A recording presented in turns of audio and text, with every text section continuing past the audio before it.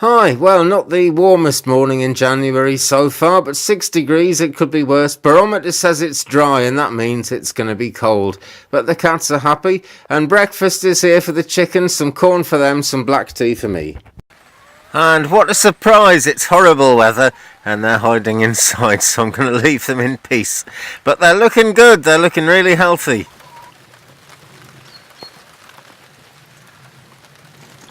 Oh, they've come out now, there's some more food. You've got to admire chickens, you know, no weather, no nothing will ever put them off.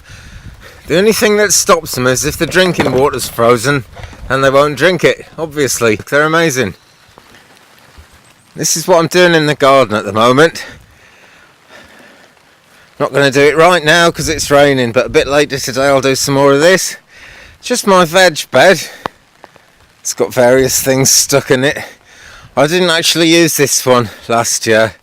Everything was over on that one, it's grassed over now in the time since the summer.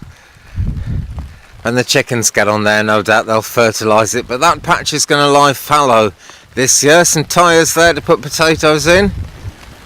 And this is where I've just started digging this one.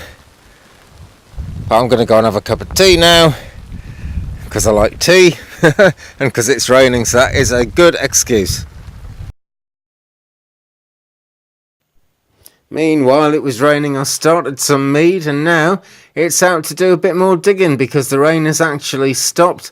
I'm doing my best to get this ready, really. I mean, I've got plenty of time. It doesn't have to be ready until March, I suppose, because I want to put potatoes in here and leeks as well. Carrots, I think, are going to go in the other tunnel, which I haven't shown you yet because it's in a right old 2 and 8. But those blue plastic hoops are what it's all about, really. There's another 2 of them, which I've borrowed to do something with the chicken shed, and I'm going to bring those back. But first, I'm going to dig it over and turn it over, and those hoops hold a big sheet of white mesh over, like nylon mesh, and it stops birds, it stops even quite small insects, and certainly the cats and the chickens from getting in there, which always helps.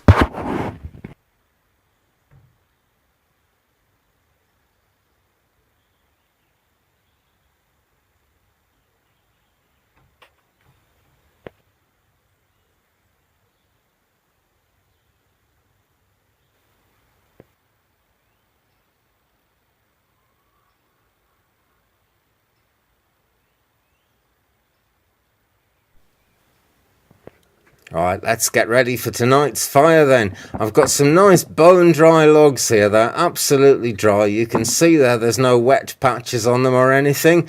Any wetness at all shows up straight away as discoloration. Of course it can be discoloured anyway, and it's pretty dirty, but that feels bone dry in my hand. If I touched that up against my face, it would feel bone dry as well. So I'll get a good bucket full of those, and I brought out the driest ones I can find, just 1 or 2, to chop down into very fine kindling sticks. Again, I'm using the log splitting maul, which is not really the best thing for this job. The thing to have is a small splitting axe, but they're so short that I've cut myself a few times by accident, because I absent-mindedly try and hold the log. You don't have to stand very far away from the log, and I try and hold the log, and that is really not good. The last thing you want to do is chop yourself like that. But there we are, we're getting a nice bucket of kindling sticks together there. Some long ones, some short ones. It all helps to give structure into the fire. I'm going to do a couple of small pieces as well. A bit bigger than the kindling, but smaller than the biggest logs, just to, give it a good chance of starting off. I'm also now doing something which you should not do at home. I'm burying the tip of my axe into the, what's it called, the chopping block there. Burying it into the chopping block, because I think it looks kind of good sticking out like that, but it really isn't good for the axe. I'm afraid it rusts the points, so I'm very naughty. Anyway, some natural kindling wood now. This stuff is lying around all over the lane, and if you're out in the countryside anyway, you'll probably find loads of it. It's woodland residue, that's what it is, just tiny sticks. We've had a lot of storms in the last week or 2, and it's blown lots of this loose stuff down off the tree. So I just break it up. It's pretty easy to break, even though it's not long come off the tree. These were trees that were very, very old, and it's come from the top, so it snaps quite easily. Some of these are quite damp. Very small sticks can be used when they're damp, but anything bigger than the tiniest ones that I've just put in the top of the bucket there is going to be much too wet to burn this time.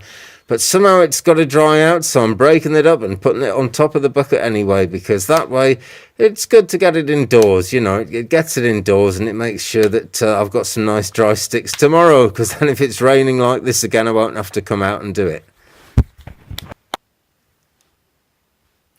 Time to light a fire now with some of those sticks I've just chopped. Kind of explains itself, this one, but it's something I do all the time, so I did want to show you. Check out my video. I've done a whole video on lighting fires, actually. That's going to be live really soon. This is part of it, but only a tiny part of it, because this is just the cozy bit where the house starts getting nice and warm. Some of the longer ones there. There was some wet and some dry, and I'm only using the dry ones here. Basically, the wet ones don't dry out unless you break them up and bring them in, so I've done that, but I'm lighting it with dry ones. It makes a huge difference. You can just about get damp sticks going, but it's a long time before the fire starts to feel hot or anything like that. The thing to use is bone dry logs as much as possible, and the driest sticks you've got. And even though I cut them up outside on the wet old chopping block there, they're going to be fine.